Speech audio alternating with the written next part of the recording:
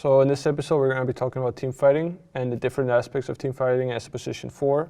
What do you need to do in the game? Are you going to be the initiator? Are you going to be the guy with the items, the team fight items? Are you going to be the guy that follow-ups on your team's initiation? Or are you going to be the one that counteracts other teams' initiation? So there's a lot of different aspects to team fighting on position 4. We're going to be trying to cover it here. In this example, I'm playing Tiny against Liquid. And this is a timing in the game where we're pretty strong. We have our Venomancer almost has a spirit vessel.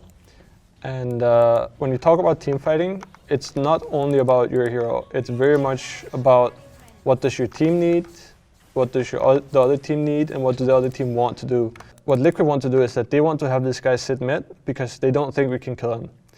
And what happens in these next couple of minutes is that we really want to kill this Doom. And we're talking about it in the game. We're thinking, how can we kill this guy so we can take the mid tower? Because that is our next objective. And we sit around mid for a long time and we can't really kill this guy.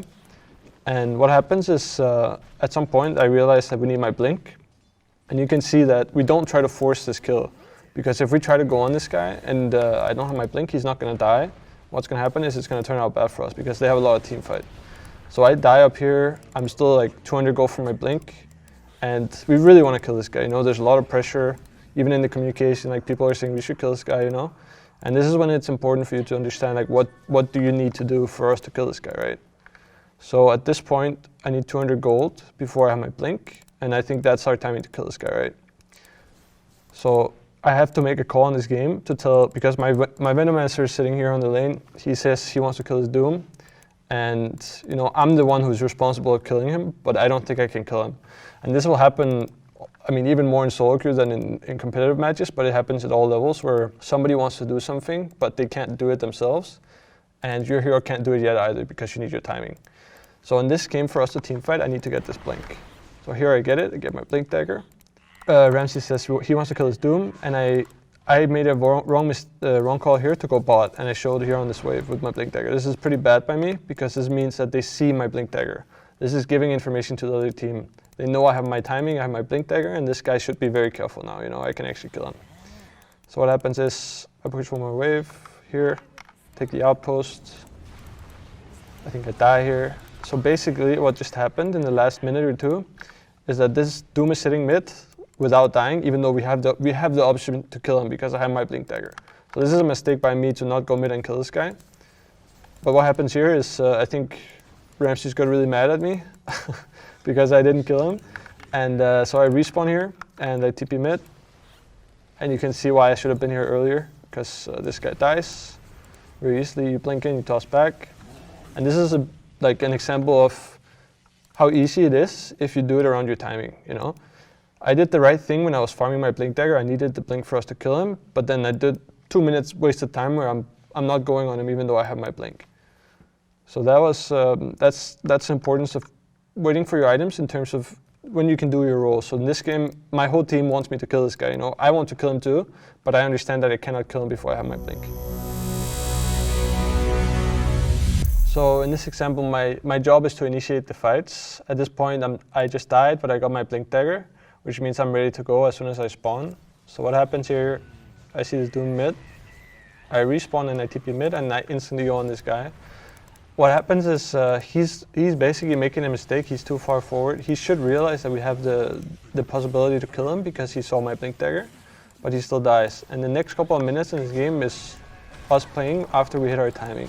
So this game was very slow until this minute where I got my blink. There's not much happening in the game, both teams are kind of farming. And this is like the explosion because they have Void is BKB, that's his timing, and we have my blink, you know. So they have a lot of team fight in this game. It's really hard for us to fight, which means that every time we make a fight, they will always get a trade. Here what happens is we just lost the fight, sort of. We lost our TA, we lost our Venomancer, and they only lost their Doom. But what happened is they used all their ultis. They used Void ulti, they used Treant ulti, and they used A ulti. So it's only Mia and Nator alive after this fight. And we have to basically back off. We can't really fight them anymore. And what Liquid do is they want to push the tower. But they need to realize they don't have BKB on Void. We know this too. So you can see here, both me and Nator are pinging this guy because we know he's going too far forward. We're still pretty strong, us two. Nator has BKB, I have my blink and my combo again, so we just kill this guy. He's playing too far forward. I make sure that I stun him, and so Ator can hit him and pounce on him. So this is how you play initiate, and you have to understand that even if your team is dead, you can still make initiations because they use their cooldowns on your teammates. You know, this Void used BKB, used this ulti. So this is fine for us. The good thing about Tiny and most of the Blink Dagger heroes is that they're low cooldown initiations. And we can keep watching. The next couple of minutes is the same thing. We keep doing it. So now this guy's too far forward. I run in, toss him back. This is where you want to keep doing this. As soon as you have your blink, they don't have their initiation. It's Chronosphere. It's a long cooldown, right? That's the difference between low and long CDs. So we take this fight. Ator dies, but it's fine. We keep trading. We glimpse. I toss this guy again. So this has basically been like 3 minutes of me using blink, basically off cooldown, low cooldown spell, and they keep fighting even though they don't have their spells. So you want to abuse the other team's cooldowns, and if you're playing a blink hero that has low cooldowns, you can keep going. You can keep reinitiating. We're playing against Navi. This was at the last major as well. As with the Tiny, where I'm playing the initiator, that's my contribution to the team fight. When you're playing heroes like Enchantress or Chen or Nature's Prophet, which are like very specific position 4 heroes that you only play sometimes, and it's very patch based too. And even in the right patches, most players, they either play these heroes or they don't. But these heroes are very lane based, which means they don't have much team fight in their toolkit. They don't have much initiation by like their spells at all. So you need to make sure that the gold you get on these heroes is really efficient, because that's the only way you can contribute to your team fight. Outside of helping your team on lanes, you want to be able to make sure that you have an impact in team fights. Even if your hero doesn't have the spells or like the tools to do it, you can buy items that will help your team. So in this case, we actually lost this fight. You can see what happens here. We lost the fight. We have Meepo. It's a very fast game. So we all died here, and they used their spells. This is another important aspect of team fighting, is understanding your other team's cooldowns, you know. This game they have Naga Disruptor, which is really hard to team fight into, basically for most compositions of heroes. But in this case, like they have cooldown on their sleep for 90 seconds. Our Meepo is respawning, and we go straight into Roche Pit. So we understand that they can't really fight us if they don't have their spells. And now we make a bad call here. They try to fight us, and you can see on my hero, I have pipe. This is the only item I have in this game at this point. I have just a pipe, brown boots and pipe. And the reason why I have pipe is because if you look at their heroes, they have all magic damage. Leshrac, Disruptor, all their combo is magic damage. And we have Meepo. So for me to help my Meepo in this game, which is my only purpose in a team fight, is to buy pipe so he doesn't get bursted by these spells. And you can see it in this fight, like how it ends up saving my Meepo, and my Doom doesn't die because he has pipe on him. So this is a way you can help your team by buying items for it. You can buy pipe, you can buy greaves. Sometimes you can buy what is called the Glimmer Cape or Force Staff. You know, items that will help save your cores or keep them alive to do more team fight, basically. So instead of providing team fight yourself, you make sure that the heroes you have on your team that have team fight are living in the fights.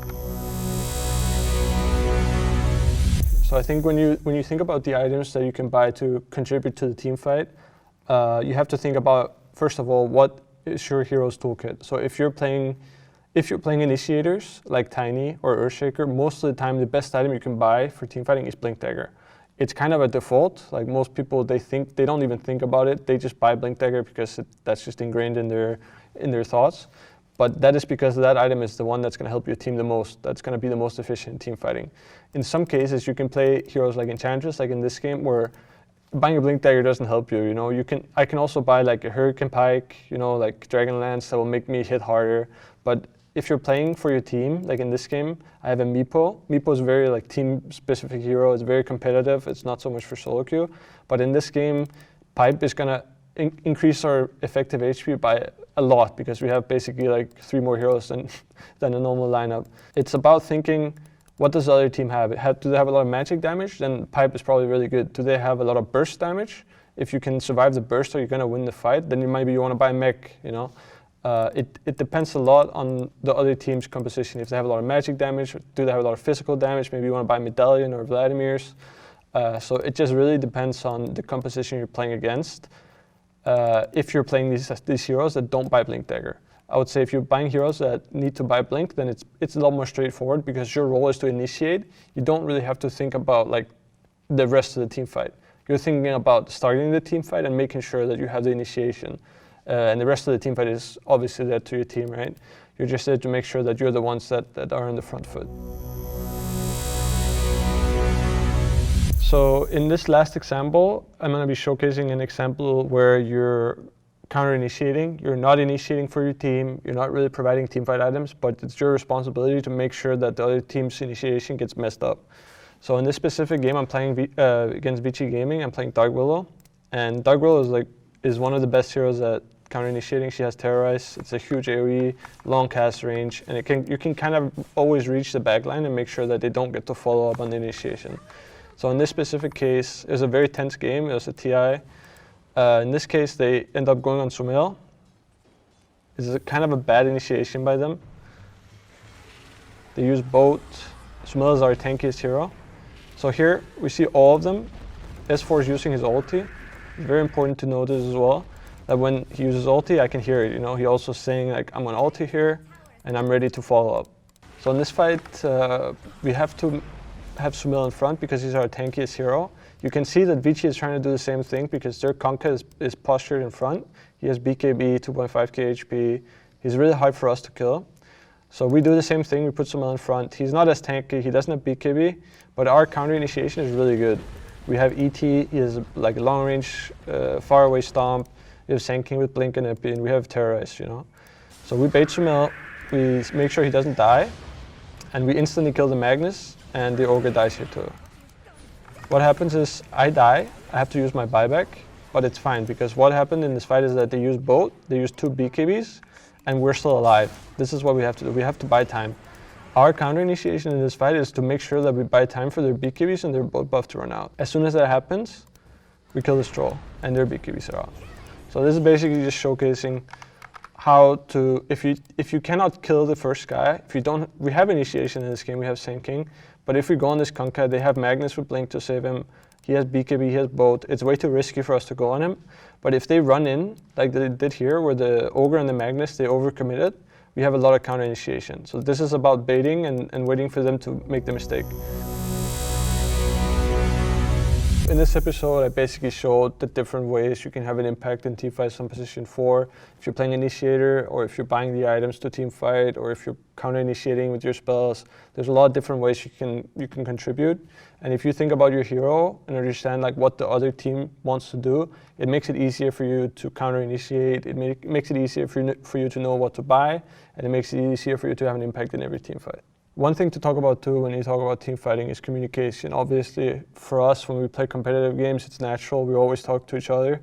But if you're playing solo queue and you understand what your role is, what you want to do against the other team, and you communicate it to your team, let's say you want to bait somebody, you want to wait for them to use spells on you before you use yours, and you let your team know, it means that they understand what's going on in the team fight, and there's a cohesion to your team fighting. Also, if you want to go in with Tiny, let's say you have your Blink Dagger, but you don't want to overcommit to the fight. Let's say you just want to poke, you want to get the first initiation and then reset. If you let your team know that they shouldn't overcommit on the first jump, it will also make sure that you don't lose the team fight.